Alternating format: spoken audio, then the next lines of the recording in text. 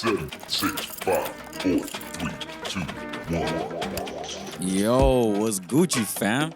This is Bola, the podcast for creative entrepreneurs who want to understand the individuals winning in the creative industry and want to learn how to attain success in their own pursuits. My name is Darren Figueroa, and my mission is to help you, the creative entrepreneur, find the roadmap to grow and succeed in your own endeavors. We share stories, insights, and tips from established and emerging creative entrepreneurs so you can attain success in your own creative pursuits. In this episode, why is it important to get better at things, be happy in your own head, be thankful, and think differently about what it means to do well in your own creative adventures? Well, if you listen to our special guest, the Galactic Effect, and think about what he went through, you might learn something about your own creative journey. Galactic tells stories and gives advice about his quest through self-improvement, mental health, and gratitude. He talks about things openly and shows that he wants to grow and help others who have similar problems. Straight up, being a creative requires facing adversity, building resilience, and addressing mental health, amongst other things. After this episode, ask yourself, what new strategies will you apply to your own challenges on your creative journey? Let's get into it, all right? Listo. Nobody's surprised. Just in case any sponsors are out there, you already know what it is when you sign up, bitch. Yo, so we're another episode of the Que Vola podcast. It's your boy D-Fig. Holla at your boy when you see me in the street. Thank you so much to everybody tuning in. Thank you so much for everybody listening, growing the podcast every day. New audience members reaching out to me through social media. Once again, Que Vola podcast on IG. That's where you can reach out to us. In the studio, a friend of mine, local creative entrepreneur, musician, DJ, producer, Galactic Effect. My dog What's up, Billy. man? What's Thanks up, for man? having me. Thank you for coming out to the podcast, Galactic. Good morning. I woke up like 2 hours ago, so it's The life of a producer, right, DJ? just insomnia, man. Never ends. You know what's crazy? Like, everybody who does music, at least that I know of, lives that type of time frame. Like, wakes up at like noon, one type thing, but stays up to like 5, 6 working on music. Yeah, it's crazy because I actually do love the morning. I'm Okay. a morning person, but I never get to experience it. What do you But mean? I do a little bit like that 5. I go to sleep sometimes like at Oh. 8 a.m. I'll have like my breakfast, my colada at 8 a.m. and then be like, all right, I'm finally crashing from the coffee, and then I fall asleep. Yeah. That's crazy. I mean, what is I don't it? want it to be that way. It just, I'll have like a normal sleep schedule for like weeks, and then I feel so good about myself. I feel like, wow, I'm such a productive human specimen. Yeah. And then I just mess it up. Like just shows. Like if I play a show, then I after party, I'm up till 5, and then I get hungover because apparently I still think I could drink like I'm 20, which I'm not. So then you really feel it. 2 beers at 30, bro, it ain't the same as 2 beers like at 21. Oh, without a doubt, bro. Without a doubt. That kind of messes with my sleep schedule. Or like I'll try to fall asleep at 10 and then I'll wake up at 3, just like full creative blast. But that's when I make some of my best stuff is at 3 a.m. when I'm like waking up from a dream or something. And I feel you about that. You know that I read, who was it? Was it Leonardo da Vinci or Galileo? One of those super influential artists. What they would do is that they would put like some kind of like device next to their bed. Yeah. So as they were falling asleep, it'll wake them up and keep them in a certain state of like I think it was awakeness. Da Vinci. He would have the Da Vinci. I'm pretty sure it's Da Vinci, but Yeah. it's a Da Vinci like sleep schedule where he would sleep like 20 minutes. Yeah. And then he was like would live in that realm of sleep deprivation for a Yeah. long time. He also probably took mushrooms. 100%. There was like a lot of laws from the church back then, but there wasn't like a lot of laws that were like you can't eat like things in nature. Oh yeah. I mean, yeah, you can't. It's biblical, literally. Like all seed and plants given to you, et cetera, et cetera. So like, there was none of that stigma of like. I'm sure they probably smoked weed because they used to smoke weed in the times of the Egyptians. Drug right? illegalization was like it's like a very modern modern thing. thing, But like all those old art, like Edgar Allan Poe, they abused like absinthe. Oh, 100%. Plus, all kinds of like. Imagine living back then. I mean, yeah, back I'm crazy then, now. Imagine like if I was in the 15th century, I'd be a lunatic. There's I'd be like playing a harp on the street. For sure, dude. Like in those movies where you I would be see the that guy- Joker. the Joker, dude, the jester. Or I'd be like a whore in a brothel. Sheesh. Like some Game of Thrones shit. Not playing any kind of music, just playing other instruments. You know, because whenever people are like, oh, what was on my past life? It's always something epic, but it's never like, I was a plumber. Yeah. Nobody ever has like a pathetic past life. I Everyone's was like, never a blacksmith. I was a pharaoh. It's like, no, I was probably like, a slave. I was There probably. was a shitload of slaves back then. Yeah. There was a Literally. lot of them. There was a lot of the slaves. Little much. Yeah. Back then, it was pretty much awesome. Yeah, humans have not been great to each other. Nah, not at all. I mean, that's why I feel like we're living in one of the best times for humanity in general, and we're still bitching and griping. Like, literally. Yeah, we are. I mean, technically speaking, we are in the easiest time in like first world countries at least, but even like third world countries, even though there's so much trouble they still have to go through, unfortunately. But in terms of society where it's gone, we are in the most convenient time. The fact that I could WhatsApp somebody in like another country, in Japan, China, the fact that you could get penicillin. You know what I'm saying? a Literally. vaccine, like you don't got to worry about polio or tuberculosis anymore. Bro, like back in the day, if you hit 40, it was like you're an old dude. Like, shit, that dude has made it. You know? Dude, you're abuelo back in the day. Imagine when you were a caveman. At Facts. 20, you were like an elder. You were the elder one in the cave. And Like, that's just from diseases that they didn't have. They weren't thinking about that. They were thinking about hunting, gathering, bro, if you caught a reproducing. flu back in the day, it was a wrap for you. Yeah. That's Well, it. that's why people would have so many kids, because they're like, statistically, one of them's got to survive. Damn, let's roll these dice. That's So crazy, we are the product of tens of thousands of years of like successful breeding. 100%, bro. I'm glad that we're in this time of in this day and age where we could, make a living and be creative make a living through our creativity and express ourselves creatively, and we have avenues to get that to the masses. As a creative entrepreneur, how do you first and foremost like express yourself? What's the best way that you express yourselves? Is it DJing it, music? Is it producing the music? What do you feel is I would like? say producing, because Okay. I've done it longer. I think I have a few more years of experience producing than DJing, and I also was in bands in high school before, and I learned a few instruments before I got into the production aspect of it. So I think the most self-expression I could do, like that's authentic, that I'm still figuring out. Like a lot of artists, we're still like, it's like a dial that you never, and then you have these little eureka moments where, and those eureka moments is what like an artist lives for. When you have like a writer's block, but then you have that eureka moment in the studio in that track.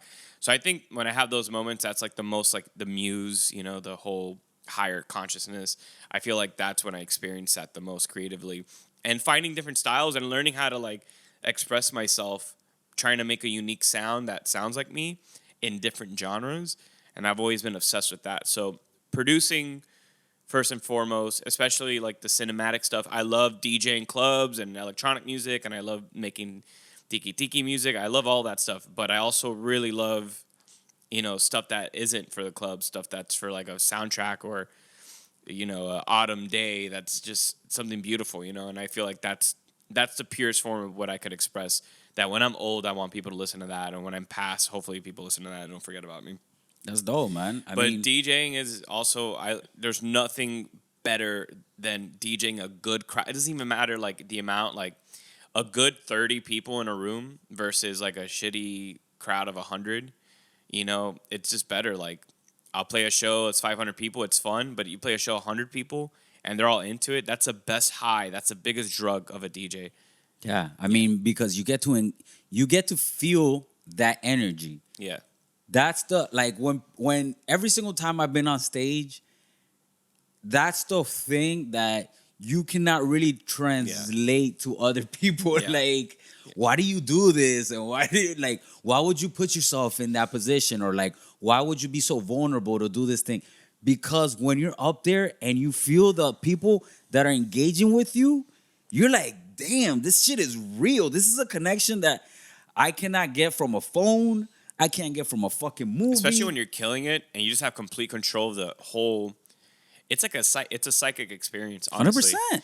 It sounds corny, but it's weird, man. It's dope when you have complete control and like adapting your skill to, like, especially with DJing. Yeah. Like reading the crowd. A lot of it, like a lot, anybody can learn how to DJ one and twos, but a lot of the skill comes from reading the crowd and being diverse enough. So like when you're thrown into a club that you planned a set, Yeah. but then the crowd, that happened to me last week. I planned a whole set, Yeah. and then the crowd, just the time slot, just the energy in the room. I was like, I was gonna play like techno, dubstep, Yeah. and I realized, nah, man, this is an unhinged crowd right now. So I brought out the Jersey Club, Yeah, and the yeah, baile, yeah. and it killed. And sometimes you gotta like, a lot of the skill comes from adjusting your energy. You're DJing because you want to make people just want to let go. They probably work a 9 to 5. They want to enjoy a set at the end of the night. Yeah. They may or may not be a little intoxicated. Yeah. You're there to provide a fun, stimulating time, and a lot of DJing isn't so much being the most technical scratch vinyl artist. A lot of it is vibe reading, and That's the thing. Like, just being able to read the vibe is a skill set that I think should be acquired by a lot of DJs. All the DJs that I know in our like group of friends, we all have that, right? Where I've been able to notice that like people will be like, some of them might be like, I see the crowd, but fuck what the crowd wants. I want to play this type of shit. Or some will Yeah. be like, I've seen it's that a happening. balance. Like Yeah, it's a sometimes you balance. could still, sometimes you have to take a risk too. Like Yeah. you're gonna play a track that sometimes a crowd, they're probably not gonna like at Yeah. first, but maybe one or two will like it. Then you can't please Exactly. everyone, and sometimes it happens, but most of the time you can't please everyone. But Yeah. if you could, especially in like crowds that it's like a diverse crowd, which we got a lot in Miami, where like Mm-hmm. if you're playing like just a dubstep show, a lot of people are like into the same thing. But if you're playing a rave or something, people like different. So you got to kind of like cater towards everyone, but cater towards yourself first. Like make sure you're proud of your set and have fun. Don't take it too seriously. Yeah. Yeah, A lot yeah. of people take it way too seriously. It's like, it ain't that serious. It is. It's your career potentially, but have fun, man. You're gonna die one day. Yeah, like don't let it be an anxiety causing event. That's what I mean. Like when I see people like, oh man, I'm so freaking out for this. It's like, nah, bro, like, cause that energy will come across as well. So like if you're not like relaxed and like chill, like yo, I'm about to throw down and confident in your shit, that energy comes across as well. Like yo, You got to throw yourself in there, man. I Yeah. mean, you got on the microphone, so that's kind of like a whole nother dimension of like crowd pleasing and like Yeah. crowd play and like getting on the vocals and trusting you're gonna sound good. That's difficult. A lot of DJs, we don't have to do that. We just got to be good at the 1 and 2s Yeah. or the 3 and 4s, and like you have to like. So that's admirable, but it's also, I would recommend any DJ to learn that skill that you have, because once you go with like a little bit of crowd pleasing, a little stand up, even a Yeah. little comedy, you could own any crowd. I stopped getting. I mean, I've been doing this like a decade plus. I stopped getting nervous. Like, Yeah. I get nerves like butterflies, or I'll get like nervous if I know the venue doesn't have anything together and technically it's a mess. Then I'm like, I don't want it. But when everything's just set up, just nice, I'm like, what's the worst that could happen? Yeah, that's true, bro. That's something that like really that a lot of like up and coming DJs and people who are trying to get into the music game, they need to try to figure out. They need to know how to learn how to acquire those skill sets. When you mentioned right now earlier, when you said in producing, you said that the music that you like to originally you were making was like more cinematography, like cinematic type music. Yeah. So when you go into like your creativity, right? When you're making music, do you feel like, do you have like a type of, if you're trying to make a cinematic type song, do you have a scene playing in your head? Do you have like certain sounds that are resonating in you? Yeah, How does that work? I usually see some sort of, I have like two parts of me, where one part of me, when I'm going to the studio, I have nothing planned and I'm just kind of like playing with the piano sound. Sometimes a new patch. Sometimes I'll go through patches for days until I find like one that, sometimes what triggers inspiration is one really nice synth sound. I'm like, oh, I could fuck with this. But I do have imagery sometimes. Like if it's a rainy day, I kind of use my environment around me. Or if it's a summer, I'm tending to like make something more party-esque. A lot of my earlier stuff's very cinematic, but lately I've been straying away a little bit from it, just because I'm finding a new sound with like club music and tribal stuff, and even like I love making dubstep and drum and bass, but finding different rhythms and different genres. Like there's no rules. There hasn't been rules in a while, but rules that you give yourself. So sometimes I go in there with like an image, but other times I go in there with, no plan and just kind of like those happy accidents. Because a lot of production, a lot of those eureka moments we were talking about, it's just happy accidents. So okay, so your song being selected for the Netflix Yeah. series, Yeah. Midnight Journeys. That whole track was an accident. Okay, so that track was an accident, or did you plan to make that track? I or was like, starting an EP. Like when I do like an EP, I kind of have like a feel that you start seeing within 2 songs, and then I kind of match that feel. And that EP had a feel, and I don't know. I think I was listening to all of Radiohead when I was making that song, so I heard he's like king of limbs, sort of like percussions. So I was just working on like a loop, and that augmenter, the song in the series, it's kind of very simple drums.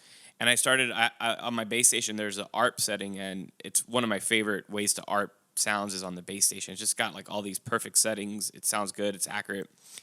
And I was just messing with patches for like an hour until I hit like the weird diminished chord and just hit the right loop. And it just felt funky. It sounded dope. It kind of sounded like Stranger Things a little bit. And then I lowered the attack on the synth so it wasn't harsh. So the envelope's a little less. And it just sounded great. And I was like, that's a drop. Add a little 808. It's not even my best mix song, my best mastered. I was inexperienced in like EQing at the time. yeah, But, I knew enough where I'm not trying to sound like caca. But I made that in 2016 and it didn't get picked up on the show. I think I got the email like 2019. how did that happen? I met Duncan Trussell at Burning Man. I was lit. I'm talking about like super lit. I was like half naked, drunk out of my mind. And then I see Duncan Trussell arriving with his ex-girlfriend at the time. And I was like, fuck, I'm going to say what's up. And he had all his luggage with me. It was hot as fuck. It's Burning Man. It's dry heat, so it isn't as big. It's honestly, Florida's worse. Yeah. But we talked, and he was a gentleman. He was super nice. We talked for like maybe 25, 30 minutes, maybe a little more outside. And I told him about my music, what I'm into. And I only brought the music stuff till the end. And he was interested, and he gave me his email. And he put my tracks in his podcast after Burning Man. He said he emailed me back saying that he thought about that conversation throughout the weekend of Burning Man, and that meant a lot to me because I've been listening to him for forever. Yeah, he's a big inspiration, a genius, honestly. And so how that connects is that the next year I ran into him again in the middle of Burning Man, which is like impossible. It's a city. And I ran into him again. We have this whole hustle. We're bringing like ice to his camp, and this guy is like a, kind of quasi-celebrity. He doesn't need to be doing that, but it's Burning Man. Nobody gives a fuck about that. Yeah. You're bringing ice to your camp. You're paying some sort of dues. And we were there struggling with the bike, and we had this like moment, this bond and connection. And then we kind of quasi kept in touch, nothing serious. And then the next year, it couldn't have happened in a more particular time in my life. Personal things were happening. And he emails me out of nowhere, hey, do you own the rights to your music? And I'm like, yeah, I guess like the creators of Adventure Time, Pendleton Ward, they were all in the studio at the animation, and they were going through like his library of songs he had. And then this like 10-second part of the song just worked with this scene. And they're like, hey, can we license it for like 6 episodes? Like sometimes it goes on for like 5 seconds, sometimes 6, sometimes 3. And I thought I was going to get a little bit exposure from it. I got a lot of exposure from it online. People were curious just from that little lick. So that's how it happened. I signed that shit off like immediately. I was like, I ain't going through fucking lawyers. I'm like, Netflix here. I gave them for sure. They were like, what, What do you want? 25 cents. Just play that shit. Well, because like that's why they asked me for like if I owned it, because I don't go. They didn't have to go through like a third party publisher. I'm like, bro, I'm my publisher. I'm everything. Nowadays you don't need a lot unless they're doing a lot for you, whoever company you're with. But you just do it yourself. If you can.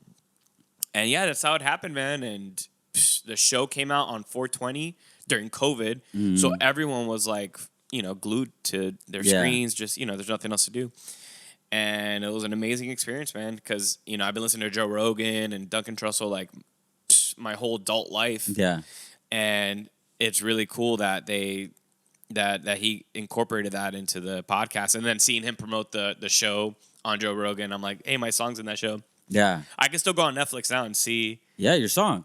I'm trying to do more of that. I'm trying to get on some HBO. I'm trying to do more. I have That's so many what's up. tracks that I think are better that would be licensed. Yeah. But that's a really difficult world. The sync to get sync into. licensing part of That music. is, I'm still figuring out. I got a little, I don't know if it's luck meets, I mean, I think I attracted it too. I believe in attraction and all that, but Yeah.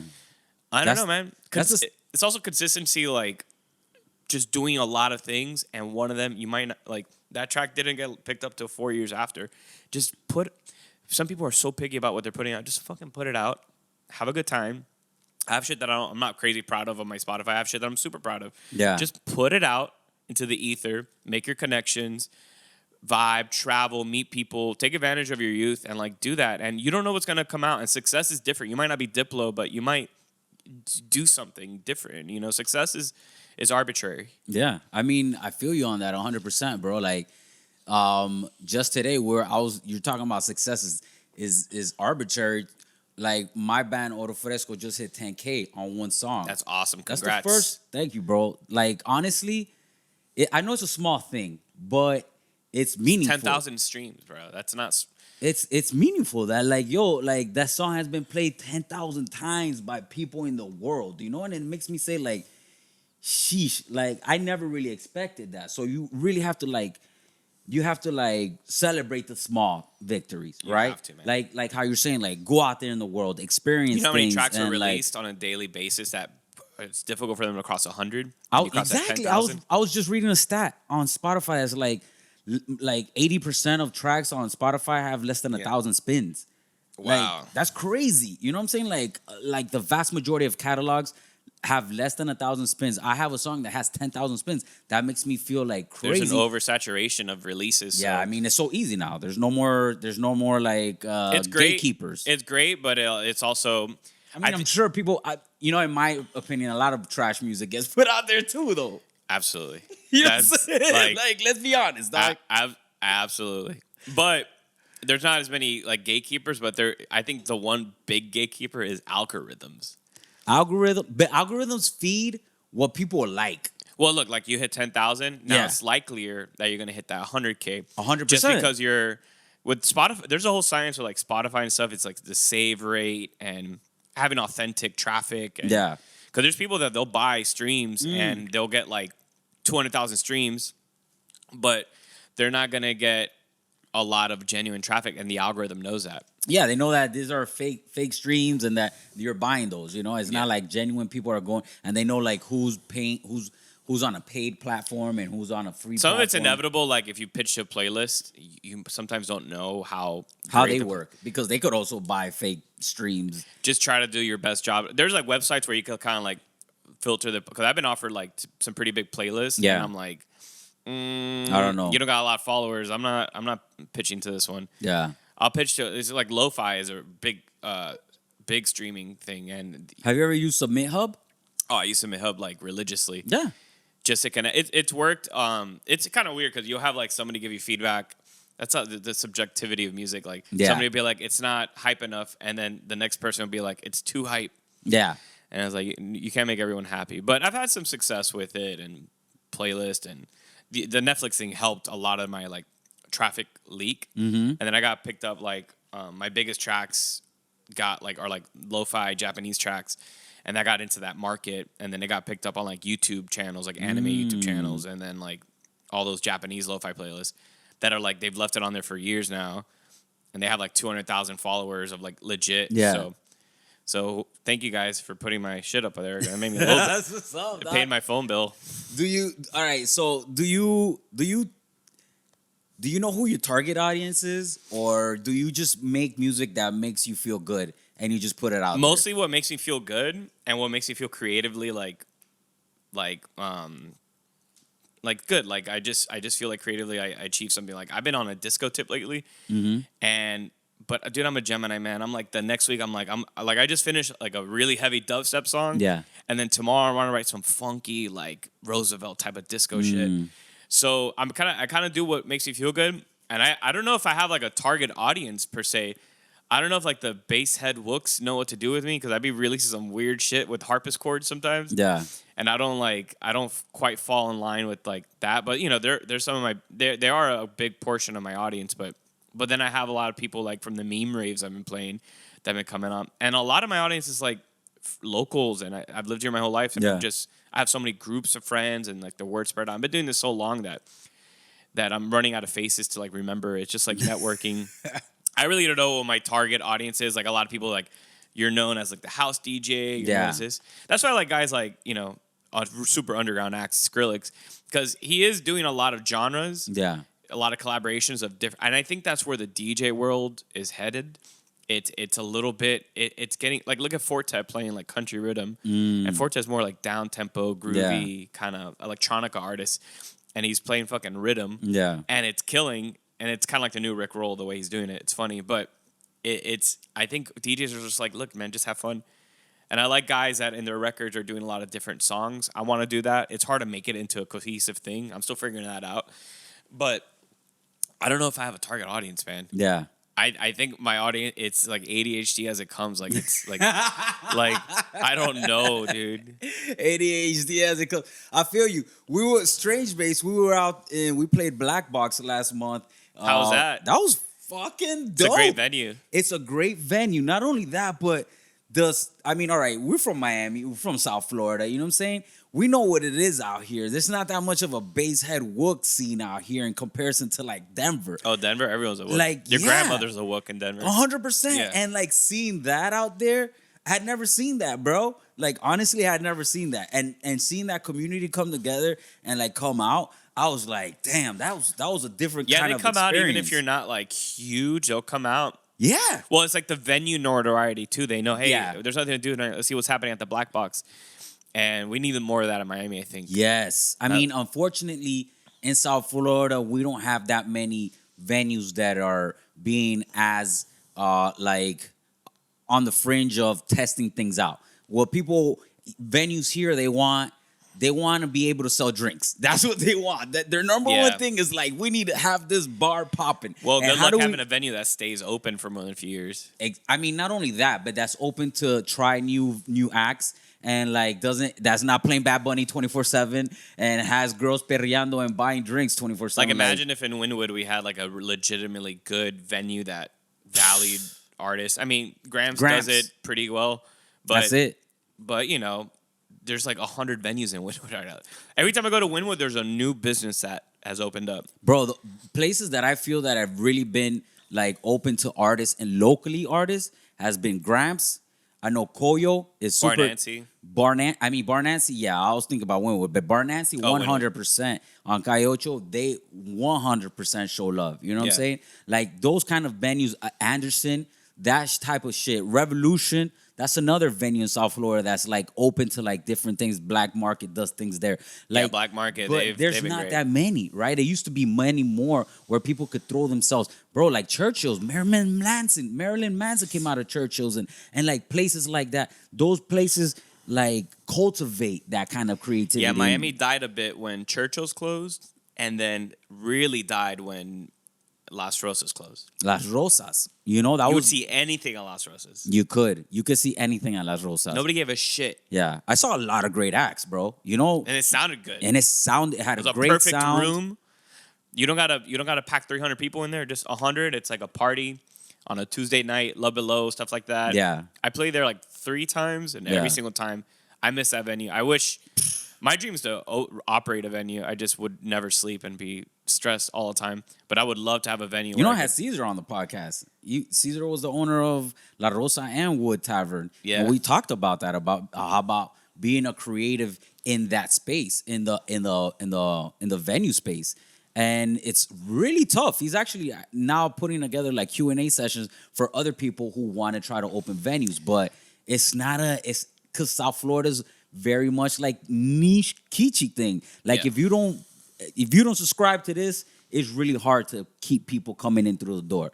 And I understand as a venue owner, you got to keep the lights on, bro. You got to sell this fucking lick. You know what I'm saying? Some real estate mogul is offering you a lot of money. Yeah, not even offering your landlord a lot of money because your landlord's trying to hit you upside the head. You know what I'm saying? Yep. So it's Miami. Like a lot of those things come together, and it really hurts the creative community. It does. It's interesting because like we've had a renaissance with locals and the creative community here, but it's like bittersweet. It's just so it's very centralized, Yeah. very gate kept down here. But there's a lot of amazing moments. There's some people doing amazing things, you know. Like What's your favorite spot to play in South Florida? South Florida, it's in between Revolution. Um, Revolution. It was Las Rosas. 100%. In Miami, man, I don't know. I like Barnanti a lot just because of the local community vibe of it. Kill Your Idol's cool because it's easy to pack and it's like tiny and I like it. Yeah. I like small spots. Yeah. Yeah, just Revolution. I think it's been one of my go-tos. Maybe I'm Yeah. biased because I've been playing there a lot. 100%, bro. But- But like, I feel that whole small spot thing that you were saying, like, it feels, the energy feels much more like vibrant when you're in a small spot with like 30 people who are really engaged with you. For me, it's not so much even the venue anymore. It's like what promoter I'm playing for. So I play for like American Grime, and they'll have like a different venue usually, and I like playing with them. You know, they understand me and they understand like the culture. I played during Winter Music Conference, like a big warehouse in Hialeah next to Unbranded Brewery. That was one of my favorite shows of the year. It was a 360. It was rented for the night. I think it's called Underground Garden. And it's in the middle of Hialeah, but it was a great show. It was operated better than a venue that's like in the middle of Wynwood with like a high budget. It just, you'd be surprised what could come together if people like just bring a team. Like these people handle sound, these people handle lasers and visuals. This person handles like the logistics of booking.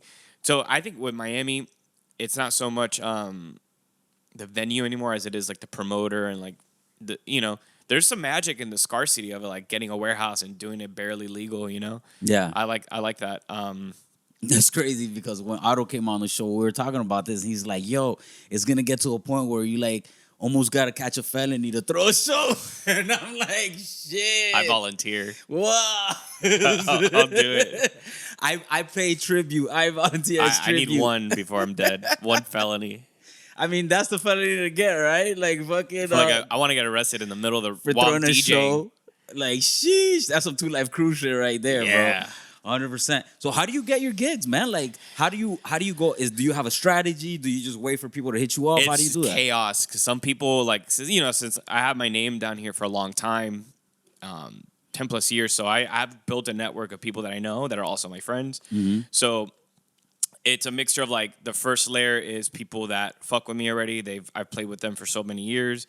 So I get booked with them. I have like 7 promoters that will kind of regularly come at me. Then the second layer is people who've heard of me, who are kind of acquaintances with them. And they've been starting to hit me up more. They want to put me on because they know I promote my shows. They know I'm going to be like feasible with my fee. I'm not going to go crazy. And hopefully I'm trying to be a team player with the whole night and curation because I care about the scene. So there's that second layer. And third layer, I hit up people all the time like, yo, man, I think I'm a good fit for this. I'll be flexible with you. I want to play. What's up? And then the fourth layer is just like meme raves and like doing the Bikini Bottoms and this track. Like, you know, I did a good enough job in those first few that now they have me and they travel me out for a bunch of the other shows. But a lot of it's just, you know, word of mouth and people already know who I am. But, you know, I'm still a struggling artist. Like, there's still a lot of stuff that I'm still trying to get on that I'm figuring out how to get into that. I feel like the music's there, but just a lot of, you know, unfortunately, a lot of things are networking, connecting. It's not unfortunate all the time because you build a repertoire and sometimes you make legitimate friends from it. But, you know, it's rubbing shoulders and It's a lot of that, bro.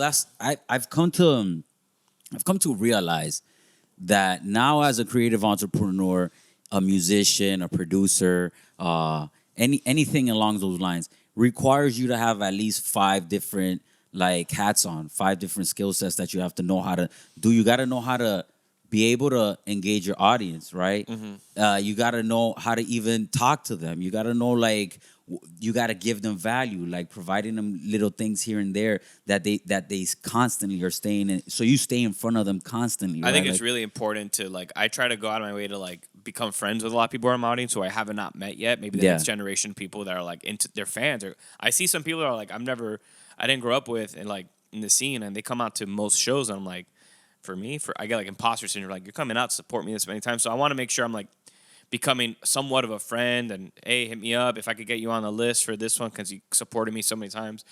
I'm gonna do that. Like just creating a personal repertoire and like friendship with people who you can get anything. Yeah. You can get like don't like if you base all your relationships and all your friendships on what can I get from this person, it just doesn't feel good, And 100%. everyone does it a little bit because we're trying to get up in this world, but you got to just make friends that if they support you, and you support them. Like also that's a big thing, like supporting other people. Try to as much as you can go to other people's shows and support them.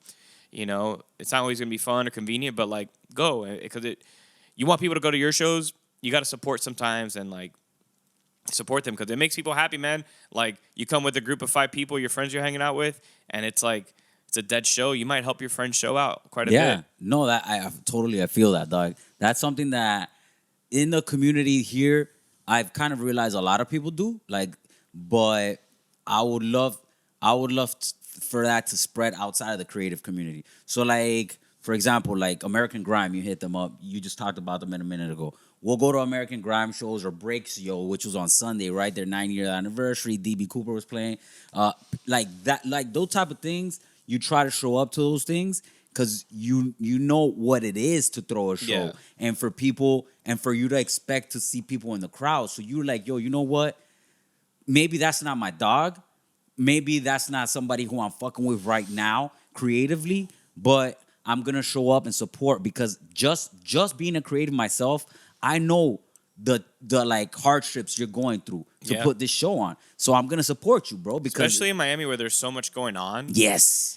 And so, try throwing a party where there isn't 5 other, 6 other, 10, 20 other parties. And a game and traffic. F1. And then if it's raining, people act like it's a hurricane. It's the end of the world. We party more during a hurricane than when it's like a little bit of drizzle. It's crazy as fuck, bro. But like literally, there's so many things to do here that like you really like. Honestly, for me, like whenever I see anybody at my show, I'm just like, yo, I'm grateful as fuck that you're even here, bro. Because right now you could be doing one of 10 million other things in South Florida besides being in your crib smoking a blunt and chilling and watching Netflix. You know what I'm saying? Yeah. Because that's another like thing you have to compete against, like to get people even out of their crib. So it's like I know the gratitude I feel. So I'm just like, you know what? I gotta reciprocate that. I gotta do that for other people who are out here putting on shows and whatnot. So I mean, that's a big like plus. And something you touched on, which is also outreach. You said I also reach out to people who I feel that I could fit into their shows. Maybe this year I'm not on your bill, but when your annual thing comes around next year, you might consider me. You know what I'm saying? Because I stepped outside of my comfort zone and reached out to you and was like, yo, I feel like I could plug into your what you guys are doing and in that vibe. And that's something that is really hard for creatives. Yeah. To step outside of themselves. Also, it's stepping outside of yourself creatively where like, hey, maybe the key to your success is like doing something nobody's done.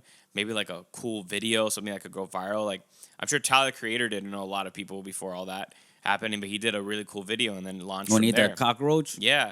Like little ideas like that might be the way to do it. Like a video content. That's something I'm slacking on. I got to do more video content. Yeah. Like maybe just create the most obscure shit. Some of it's like shock factor. Yeah. Also, we live in like the worst time for people's like attention. People have no like space to watch something more than like 30. If you get somebody watching something more than 30 seconds, especially like Gen Z, like or younger, it's like good luck. Like so you gotta hook them real quick. Yeah, 100%. So there's all that. There's so many, like you were saying like a few minutes ago, like you can't just be a musician anymore. You gotta be your PR. You gotta be like everything. Marketing, PR. Learn After Effects. Learn Adobe Premiere. And it's kind of fun for a second, but then you get exhausted. And then when you make some money, you get other people to do it. But like if you got some sort of success, but man, I'm so weird and cheap. I don't even want anybody to do it. Like I feel you. I want to manage myself. Like I would love a good booking agent who's connected, who gets me on some shit. Because a lot of things are unfortunately gatekept by like a lot of the EDM scene. It's like 3 or 4 booking agencies. That's been your biggest challenge, huh? You would say? Yeah. It's like you gotta. I'm not even say the names. You gotta be on 3 or 4 of the booking agencies. Yeah, in the Live electronic Nation world. is one of them for sure. Yeah, like there's so many. And you get like bitter sometimes, but you gotta fight that off because everyone's just trying, man. Everyone's just going through their motions. And we do this thing as artists and as humans, we compare ourselves to other people. It's not necessarily healthy because everyone's got their own time, and I've done it, but you have to like. Some people make it at 40. Some people make it at 20. Some people make it at 20 and die out by the time they're 30. Some people have do you want like a little bit less of an audience, but you have a super long-term grassroots audience, or do you want to be like viral for a week? Yeah. So it's almost better to really like pick yourself up and just build something from the ground up because it lasts longer and there's some humility in it. You know, once you do pay your dues, hopefully if you make it, you don't become a complete diva from it. Yeah. How hard it was. Yeah, like that the whole experience should humble you. Yeah. The whole experience should humble you. Do you critique your own work? Yeah, too much all the time, especially my own sets. Like I could play a perfect set, and then the one transition I didn't do right, I'll think about that for like a century. For real? I'll think about it like, fuck. I'm getting better at it because like it happens to everyone. But like, I'll think about this. It might not even been a bad one. It might have just been not. It's like a lot of DJs go through that. We'll spin up 3 hours perfect, and then we'll have a few little things, and it's like, oh, I'm thinking about that. Production wise, I'm always critiquing. It's really hard to be happy with your own music long term, partially because you made it. I'm sure somebody else hears a song of mine, they're like, I love it, and I'd be like, yeah, that's cool. But to appreciate your own work is kind of hard because you made it. You know the struggle that happened to make it, and you can become desensitized when you're looping something in the studio for like sometimes a whole month. It feels like 2 years, you know? You get bored of the track. Yeah. You know, it's like, I've heard this, I made it. And then you want to go to their next creative process. I think the biggest time you're a fan of your music is when you have that eureka moment where it's like, yeah, this is dope. I'll have some baller moments in the studio. I'm like, this is the dopest shit I've ever done. And then a week later, like, it's aight. Yeah, I feel you on that. I know what you're talking about. But it might be the dopest shit you've done. It's lose like objectivity. Insecurity meets timing meets, oh, you hear somebody else's shit and they're like a genius at mixing and mastering. You're like, fuck. Yeah. But then you want to get better. Yes, that does push you to want to get better. There's always somebody better, and there's always somebody to push you. 100%, bro. That's been my experience as well. Like you're always trying to like get better, trying to always comparing like that first track that you made. Well, I always go back to that first track we made, and I'm just like, damn, that shit look like sound like trash. Oh, I hate listening to shit I made like 10 years ago. I'm like, what was I fucking thinking? Yeah. Why was that smoking? Why is that hi-hat piercing through the mix? Facts. Yeah, you question like why didn't I hear that? I could hear a lot. I mean, you production's like you tune your ears and you start hearing shit.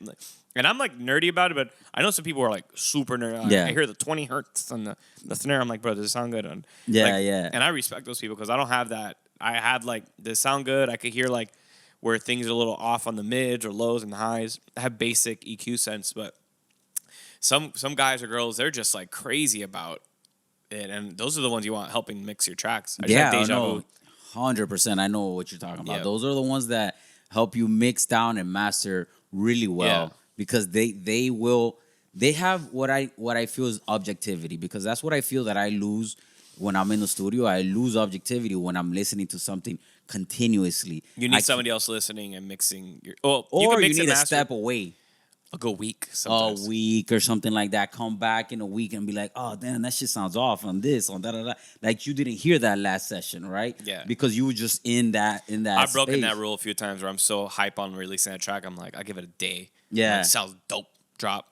I don't care. Spotify. And then I'll hear something, but it's gotten to a point where I could kind of like catch it. Just give me a few hour break and I'll catch it. Okay. But if I'm overworking on music, like Savant mode in the studio every day, 2 tracks, that's when it becomes overwhelming. But I've been giving myself space. Like I'll do like a track a week or like give myself the focus. I don't start off a bunch of projects. I have to do it one at a time or else I'll feel like overwhelmed. Like have this project.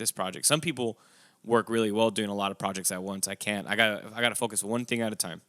That's dope, man. That's dope. I mean, when you're making the music, when you're pushing it and you're putting it out there, do you try to like, do you think, okay, I'm gonna make this because it's for me, or do you have like one of those like I'm trying to put it for everybody? Do you ever have like those this is for me type of situation? I go through like both emotions all the time, like where I'll be making it for me, but then I'll be like, damn, it'd be dope if I put this little rhythm on it. and I feel like it will hit in the club, and I feel like people will like it. I do make music sometimes thinking about how other people will recept to it, but sometimes, especially on the more experimental stuff, it's like this is for me. So when it's like a club banger, I am thinking about how it would be received by other people. Yeah. Not always, but I'm trying to get better. I just do it for me. But there's always that little person there that's like, damn, you think they'll like this? And I'm trying to like find the balance, you know? That's tough because like you know the stuff you like, and everybody has their own weird shit that they like, right? Yeah. Saying? And they wanna make that, but at the same time, you don't want to make something in a vacuum where nobody is experiencing it, right? It's like, damn, I'm making this. This is for me. I make it for me, but I don't put it out because it's like this is for me. But you'd be surprised sometimes that weird shit that's for you. It's Somebody, like your yeah. most viral hit. That's crazy, right? It's like the biggest. It's like the thing everyone puts in their reels while they're doing like a little pose or something. Like you don't know. You never know. That's just when you go gotta put it viral. out That's there. how you make it nowadays. Back then it was like playing Woodstock. Now it's like a bunch of people, like a bunch of 20-year-olds, like doing one of these. TikTok dances to your songs. Yeah, Yeah, It's kinda 100%. dark. I mean, yeah, that's just reflective of society right now. I don't even want to touch on that shit. Yeah. That's like a whole nother. that's an 8-hour conversation. Yeah, bro. That's a whole nother Part two. Part two, 100% part two. It's not any creative entrepreneurship because like you try to. That's another thing. Like when I talk to a lot of creatives, a lot of these people are trying to make money off their creativity and off their arts. It's one of the largest challenges they come across is broadcasting, right? Broadcasting their message. What do I mean by broadcasting? Basically getting it in front of as many people as possible. And that's where the whole TikTok and Instagram thing, like you have to play that game because that's where the attention is, right? Yeah. That's where people are placing their eyeballs. So it's like you despise that game, but at the same time, it's like I need to broadcast this to somebody who's gonna listen to it outside of my abuelita. You know what I'm saying? I wonder where that comes from, like the need to spread. Like I always wonder that, like where is that from, like our human inkling to breed? Is it the same thing? It's like to spread. Is it like a consciousness thing where we have to like we want to connect? I don't know what that is, man. Because I feel like a really strong connection when like a lot of people are really into a track, but I'm also like, is it primal? Is it a primal thing? Like, is the safety of creating like a tribe where I'm like focused upon and I could be like, you know, help hunter and gather. Like, where does that come from? You know, or is it just like, yo, I want to make money, I want to live off of it? Is it all of the above, or is it the sense of like you don't want to be lonely? So maybe there's a sense of like, damn, people like my music. I don't feel as lonely in this weird ass life. You know? I mean, I feel like it's a little bit of all of that. Yeah. Really. It really is. It's like when you put out a track and people engage with it, it does check all of those things. It's like, damn, I'm not alone. Somebody knows who I am and what I'm doing. Community. There's a community around this. And I've been able to spread my message, et cetera, et cetera. It's a little bit of all of those things where you don't want to like put something out and it be crickets. It's Nobody also wants the dopamine that. chase. I mean, it is I mean, that when you too. get the 10,000 streams, it's like, Yeah. let's do another one. Yes. Well, that's inspire. I mean, when I get like a little bit of a hit on Spotify, I'm like, I'm gonna make like 10 more, and then half of them don't get the same amount of streams. But hey, you never know. Like, it's just you get more motivated when people are listening to your stuff. It's just the truth. Like, when you got a little bit of a fan base, you're like, damn, I think I gotta get back in the studio.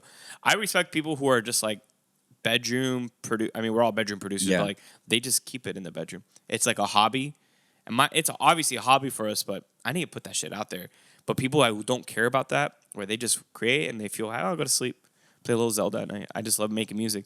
I respect those people more than anybody. Yeah, that's tough. Because they're just creating and they don't give a fuck about the limelight or being famous. They have a job somewhere, and it's like, it's great. Yeah, I mean, I guess in that sense, it is purely hobby. When you're just like making it and you're not trying to have that sustain your lifestyle. Like personally, I love being a creative. I love being multimedia producer, do audio, I do video, I do these things. And I love this, but I would also love to be able to sustain my whole entire life off of this, right? I'm slowly going in that, I'm in that journey, and hopefully at some point I'll reach that.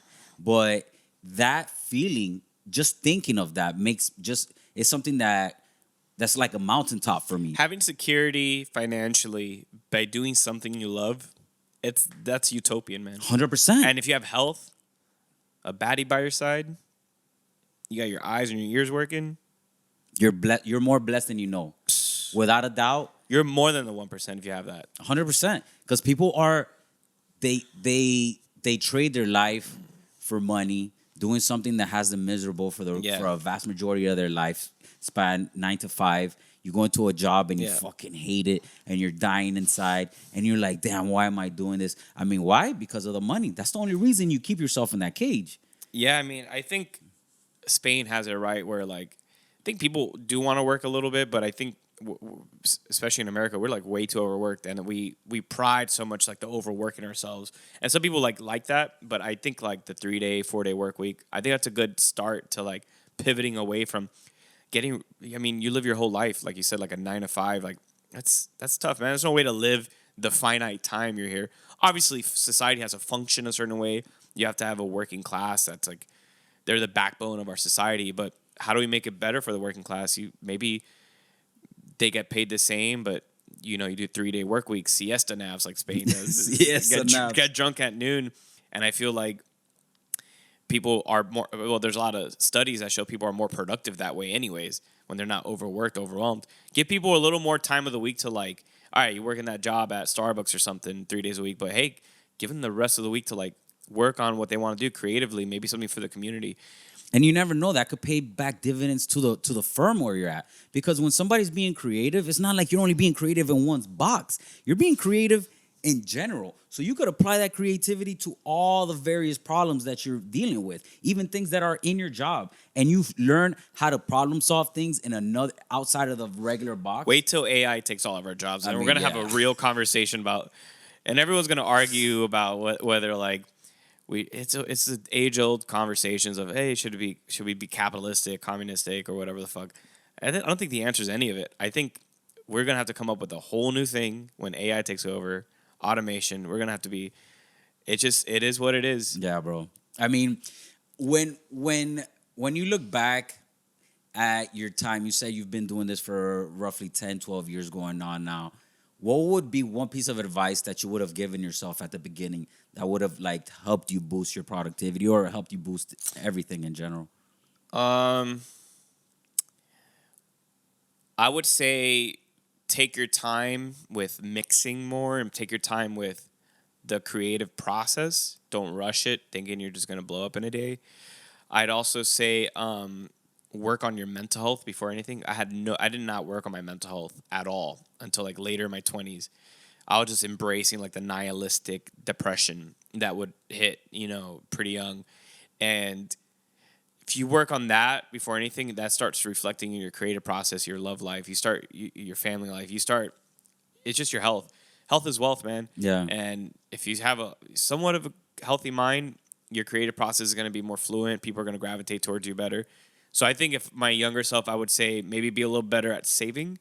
1, number 2, go to therapy, work on your issues, work on your problems, because I don't have a lot of regrets. I never got addicted to anything seriously. I never, haven't done anything that really, like, could feel horrible about long term. It's just the little things that add up. So I would tell my younger self, be more frugal and also work on your mental health. Yeah, I mean, those are big keys, bro. That's something that as creatives, I feel we do overlook a lot. We kind of, like, try to take the lumps and try to be, like, stoic. I see a lot of creatives take that path and be like, oh, take it on the chin. But after taking it on the chin, it does so long for a certain amount of time, it takes its toll. So you need to either know how to address that, how to communicate that with somebody. Don't keep it all inside. Don't keep it. We're gonna project it onto the people around you too. Whether it's definitely not on purpose most of the time, but you just project it. Yeah, that's like everyone. We're like our entire life is just us projecting each other's subconscious on each other. Yeah. In little like micro ways, and we're just trying to do our best. And if you can maintain good friendships, good family, good relationships with all that, you're doing a lot of work. You got to do work on yourself. Everyone's got to work on themselves because we're all toxic a little bit. We all have traits of narcissism. We all have traits that are not good. But if you could work on that, if you could really like that, you're doing more than a lot of people do. So, and that's going to reflect in your creative life, in your health, and hey, like you have finite time here. Might as well enjoy it, do what you love, and like I said earlier, like success is arbitrary. Success is like what you think it is. If you could pay just half your bills off music, that's sick. Yeah. Or if you can't, but you have a good job or you feel healthy and you have a dog you like or something, and you're able to pay a phone bill, or you're able to just create, have a little studio home, and that's success to you. That's success, man. Yeah. We have a very 100%. old way of looking at success, like given, yeah, if you want to be like Skrillex and you're making obviously that'd be awesome. We all want that. But success is also like feeling happy about the beat you just made, and maybe it got like 100 streams on SoundCloud, but it's subjective, you know. It's what your perspective is, man. And like there's so many of us, we're not all gonna make it, but you know, change your definition of what it is to make it. You're human, you're alive, and you're creating shit. You made it. Yeah. And not only that, you're blessed because you have that opportunity to even create. The vast majority of, like we were talking earlier when we started out the podcast, vast majority of like human civilization has been caught up in strife and just being just like trying to make it through the day, like get the daily bread. The fact that you have the opportunity to take time from your day to do creative things, that's success by itself, man. I see a lot of people who always like, oh man, D, you making music, you doing podcasts. How do you do it? Like, you know how? By sacrificing time. I don't watch no fucking basketball games for 3 hours, or I won't do this. Time allocation, bro. That's a lot of people I know struggle with time allocation. Like, hey, party like 2 days less of the week. Yeah. You gotta have your social life. I party a lot, but just take those 2 days, have a long night, work on your shit. You're gonna feel better when you go party. You feel like when you have that drink, that trago, you're gonna feel like, yeah, I deserve this. I deserve this. Exactly. If you're just partying without earning it, it's gonna feel like shit, and then you get depressed. I've done it. Yes, I feel you on that 100%, fam. But if you work on a track, you do well, or you have a successful show, or like you just got a lot of shit done, you know? You feel like, or at the end of the week, you paid your bills. Have a drink, man. Go party. 100%, bro. I feel you on that. Like, go to one of our shows. Celebrate your 100 on that. Celebrate the small successes, bro. Celebrate the small successes because you have accomplished it, man. You've been able to do it. Other people haven't been able to do it, even though they want to. So celebrate it. Don't be down on yourself all the time. That's something that I personally have, like the negative, like little bad talk in your head. I always have to be shutting that shit down, bro. I'd be like, nah, bro. I'll be like, damn, if I let this shit keep going, I'm gonna have a fucked up day. You don't want your insecurities to take over you. It's done it to me, man. So I know that feeling where even though you're doing some cool shit, it's just, damn, look at this person doing that. And you can't help it. But you got to have that, take a second and be like, I'm doing me. You got to be like your own superhero, man. What I've done a lot to overcome that is like, I'm grateful. I'm like, when Gratitude. I see somebody else who's like, oh, damn, look what they're doing. Instead of being like, damn, I wish I was at that spot. I'm like, yo, I'm grateful for the fact that I even know such and such. I'm grateful that they're winning. You know, because that is an inspiration. They for probably me. felt the same thing. They probably felt that about somebody else, and look at them. Exactly. Gratitude is big, man. It allows you to shut down a lot of that negativity in your head. You know? You don't want jealousy. We all feel it, but it's not a good emotion to have. Nah. Like, especially in a creative thing, it inhibits you and it makes you bitter, especially as you get older. Facts. And then you're that person. So I've had and to fight everybody that. knows that one of those people who's bitter, like, oh, I could have, I could have, like, yo, shut the fuck up, bro. Like, hey, bro, drink a beer, bro. Shut up. Exactly, drink a beer, bro. Make a track, just, bro. I see people making it way late sometimes. Yeah. And just do it, bro. Just do it. Stop. I coulda. Just do it. Like, this person did it because of this and that. It's like, bro, there's always politics. There's always something involved. Nepo baby or some bullshit like. Just do you, bro. Just whatever. Just become do it, the parent that your kids will be the Nepo baby. For sure. Be the success. Be the mogul. Be the one that you have a Nepo baby. That you can have a Nepo baby. I'm trying to have a Nepo baby, man. What time of that shit? We trying to have Nepo baby in this bitch, yo. Yo, 100%, dog. If people want to reach out to you, you down for collabs and shit like that, where can they reach out to you? Yeah, Instagram's the best. I'm usually on there. Probably not. I'm probably on it too much to be honest. But Galactic Effect on Instagram, on Facebook, even SoundCloud. I check those messages. Email me at thegalacticeffect@gmail.com if you feel like you got a really fire track. I try to be good about collaborations. Just sometimes I'm just so focused on personal projects. But if I'm really feeling a track and a person's dope, I don't give a fuck where you are in life. I'm gonna work on it. I don't care if you have one fan too. If it's good, it's good. So don't ever be shy to like. I like when people message me and reach out. It's cool. That's what's up, bro. Thank you so much for coming on to the podcast and talking to us and sharing your insights and sharing like gems for creative entrepreneurs out here, whether you're a musician, you're a producer, video producer, or a playwright, whatever. Like all the information and all the like insights that you provided on today's talk means a lot. You know what I'm saying? Because it's from somebody who's doing it in the space here in South Florida. A lot of trial and error, and just have fun. Yeah, man. Trial and error, learn. You're gonna have some fucked up things happen. You're gonna feel discouraged, but have fun. Don't take it too seriously. Be a good person. Boom. For sure, bro. Thank you so much, Galactic. Appreciate you, man. It was fun. It was a dope talk. To everybody out there listening, you already know what it is. It's your boy D Fig, Galactic Effect, Que Bola podcast. Thank you so much for listening. Share, subscribe. Like I say, if you like this, share it with your friends. If you hate this, share it with your enemies. But just share this motherfucker, all right? Yeah, please spread the word, man. Spread the word. Peace. Peace. I want to thank Galactic for coming out to the show, talking to us, chopping it up. It was a dope, insightful talk. You already know what it is at the Galactic Effect. Thank you so much for listening. Que te crezca. Hasta la próxima. Peace.